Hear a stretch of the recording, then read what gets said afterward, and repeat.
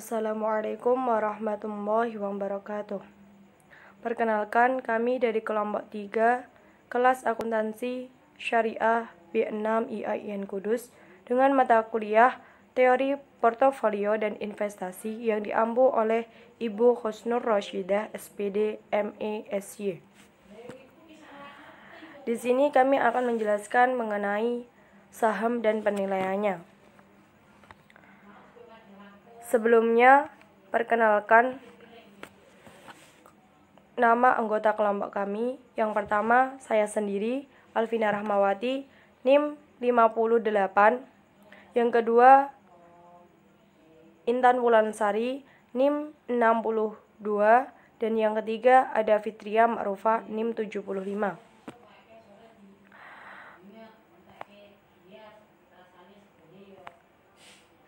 Sebelumnya, materi yang pertama akan saya jelaskan mengenai pengertian saham.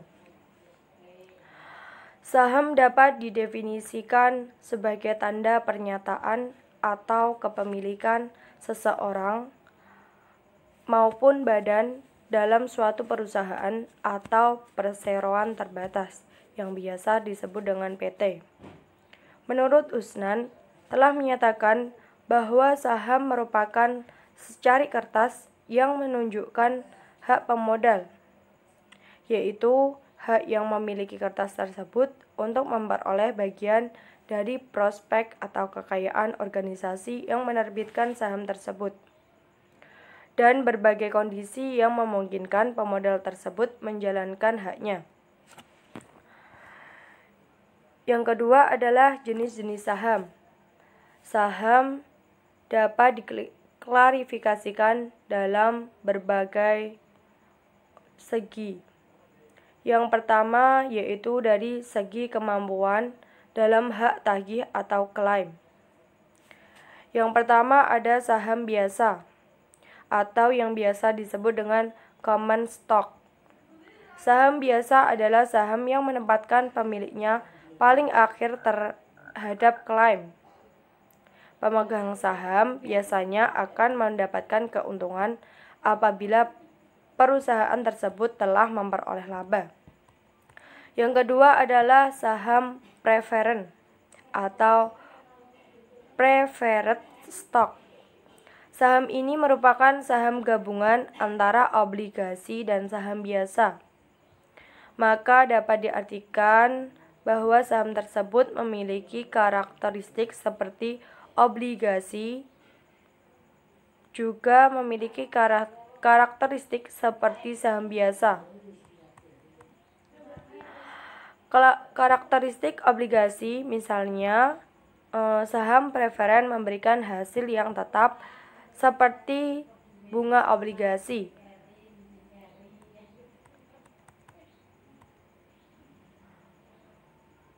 Yang kedua, dapat ditinjau dari cara peralihan saham. Dari cara peralihan saham, saham dapat diklarifikasikan ke dalam dua cara. Yang pertama yaitu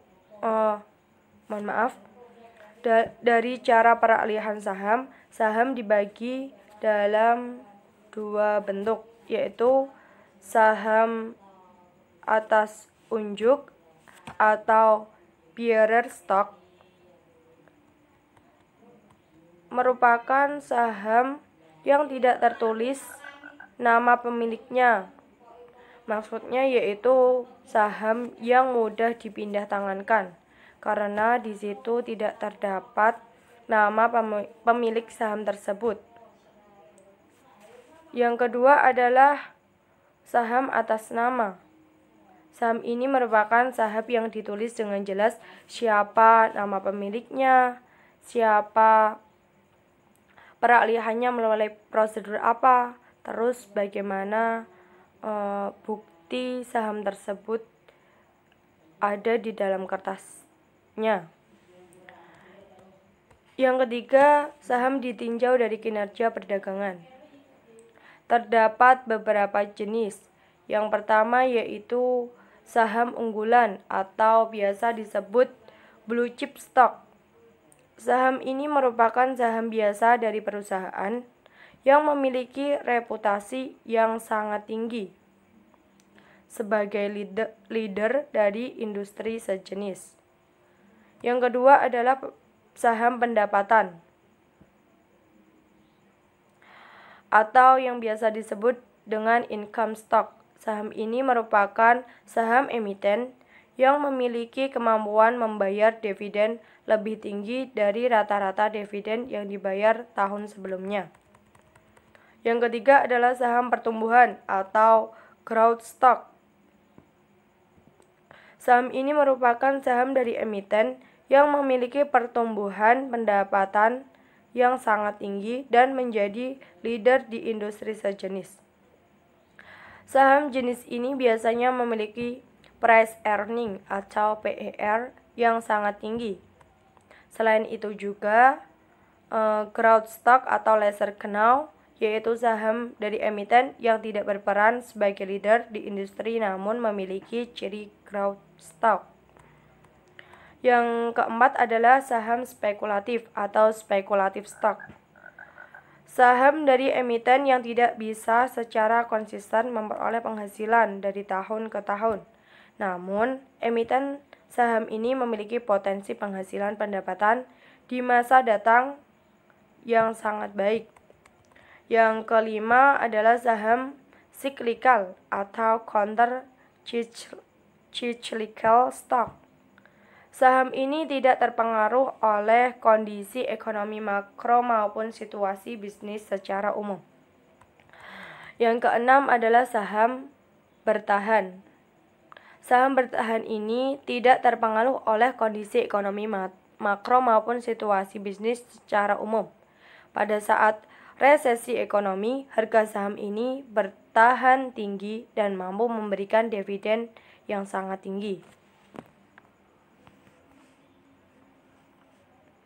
Yang selanjutnya adalah penilaian saham yang akan dijelaskan oleh Mbak Intan Wolansari. Kemudian penjelasan yang selanjutnya yaitu mengenai penilaian saham. Yang pertama, pengertian penilaian saham. Penilaian saham adalah metode perhitungan nilai-nilai teoritis dari sebuah perusahaan dan saham mereka. Kegunaan utama dari metode ini adalah untuk memprediksi harga pasar di masa depan atau secara umum harga pasar potensial. Kemudian jenis penilaian saham. Ada 3 jenis nilai dalam penilaian saham. Yang pertama yaitu nilai buku.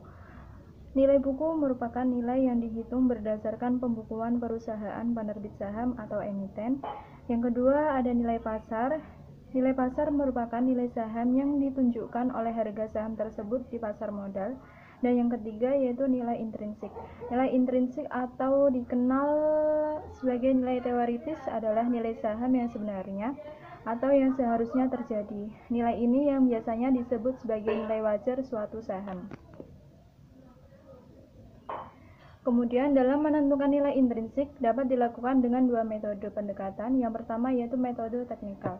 Metode teknikal merupakan metode penilaian harga saham yang didasarkan hanya kepada pergerakan harga saham di bursa, yaitu apakah secara teknikal suatu saham harganya akan naik atau turun tanpa memperhatikan fundamental atau kinerja perusahaan.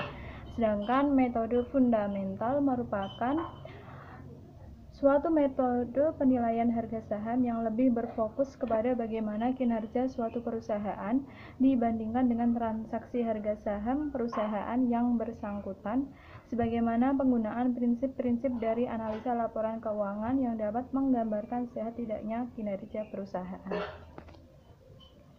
Kemudian pendekatan penilaian saham. Yang pertama yaitu pendekatan nilai sekarang atau present value approach. Dalam pendekatan ini, perhitungan nilai saham dilakukan dengan menghitung nilai sekarang semua aliran kas saham yang diharapkan di masa mendatang dengan tingkat diskonto sebesar tingkat return yang disyaratkan. Kemudian yang kedua, pendekatan price earning ratio atau PER. Price earning ratio merupakan pendekatan ini juga disebut dengan pendekatan multiplier. di mana investor akan menghitung berapa kali nilai earning yang tercermin dalam harga suatu saham. Dengan kata lain, PER menggambarkan rasio atau perbandingan antara harga saham terhadap earning perusahaan. PER juga mencerminkan berapa rupiahkah yang harus dibayarkan investor saham untuk memperoleh 1 rupiah earning perusahaan. Kemudian yang ketiga, pendekatan lainnya ada rasio harga atau nilai buku, kemudian yang kedua ada rasio harga atau aliran kas, kemudian ada economic value add atau EVA. EVA digunakan untuk mengukur keberhasilan manajemen dalam meningkatkan nilai tambah bagi perusahaan. Asumsinya adalah bahwa jika kinerja manajemen baik atau efektif dilihat dari besarnya nilai tambah yang diberikan, maka akan tercermin pada peningkatan harga saham perusahaan. Kemudian yang selanjutnya proses investasi saham. Proses investasi saham ada 5 yang disebutkan dalam makalah. Yang pertama yaitu menentukan kebijakan investasi. Yang kedua analisis sekuritas. Yang ketiga pembentukan portofolio. Yang keempat melakukan revisi portofolio, dan yang terakhir yaitu evaluasi kinerja portofolio. Yang selanjutnya yaitu return dan resiko. Pengertian dari return. Return atau pengembalian merupakan keuntungan yang diperoleh perusahaan, individu, dan institusi dari hasil kebijakan investasi yang dilakukan. Menurut R.G. Solk, return merupakan laba investasi, baik melalui bunga atau dividen. Yang selanjutnya yaitu jenis return. Jenis return menurut Jogianto ini dibagi menjadi 2. Yang pertama return realisasi. Return realisasi ini merupakan return yang telah terjadi. Return realisasi penting karena digunakan sebagai salah satu pengukur kinerja dari perusahaan. Return realisasi ini juga berguna sebagai dasar penentuan return ekspektasi dan risiko di masa yang akan datang. Yang kedua yaitu return ekspektasi. Return ekspektasi ini merupakan return yang digunakan untuk pengambilan keputusan investasi. Return ini penting dibandingkan dengan return realisasi karena return ekspektasi merupakan return yang diharapkan dari investasi yang dilakukan. Yang selanjutnya yaitu pengertian dari resiko. Pengertian resiko secara umum dapat ditangkap sebagai bentuk keadaan ketidakpastian tentang suatu keadaan yang akan terjadi nantinya dengan keputusan yang diambil berdasarkan suatu pertimbangan. Risiko juga dapat diartikan sebagai suatu keadaan yang dihadapi seseorang atau perusahaan di mana terdapat kemungkinan yang merugikan. Yang selanjutnya yaitu sumber resiko. Sumber resiko ini dibagi menjadi 8. Yang pertama, risiko suku bunga. Perubahan suku bunga bisa mempengaruhi variabilitas return suatu investasi. Yang kedua yaitu risiko pasar. Fluktuasi pasar secara keseluruhan yang mempengaruhi variabilitas return suatu investasi. Yang ketiga, risiko inflasi. Inflasi yang meningkat akan mengurangi kekuatan daya beli rupiah yang telah diinvestasikan. Yang keempat, risiko bisnis. Risiko dalam menjalankan bisnis dalam suatu jenis industri. Sumber risiko yang kelima yaitu risiko finansial. Risiko ini berkaitan dengan keputusan perusahaan untuk menggunakan hutang dalam pembiayaan modalnya. Yang keenam, risiko likuiditas. Risiko ini berkaitan dengan kecepatan suatu sekuritas diterbitkan perusahaan, bisa diperdagangkan di pasar sekunder. Semakin cepat sekuritas diperdagangkan, maka semakin liquid sekuritas tersebut. Demikian sebaliknya. Yang ketujuh yaitu risiko nilai tukar mata uang. Risiko ini berkaitan dengan fluktuasi nilai tukar mata uang domestik negara perusahaan tersebut dengan nilai mata uang negara lainnya. Yang terakhir yaitu risiko negara. Risiko negara ini juga seringkali disebut dengan risiko politik. karena sangat berkaitan dengan kondisi perpolitikan dari suatu negara tersebut. Bagi perusahaan yang beroperasi di luar negeri, stabilitas politik dan ekonomi negara bersangkutan sangat penting diperhatikan untuk menghindari resiko negara yang terlalu tinggi. Yang selanjutnya yaitu hubungan return dan risiko. Hubungan return dan risiko ini untuk mengetahui bagaimana hubungan antara return dan risiko. Investor biasanya memakai dua metode, yaitu metode capital asset pricing model dan arbitrage pricing teori.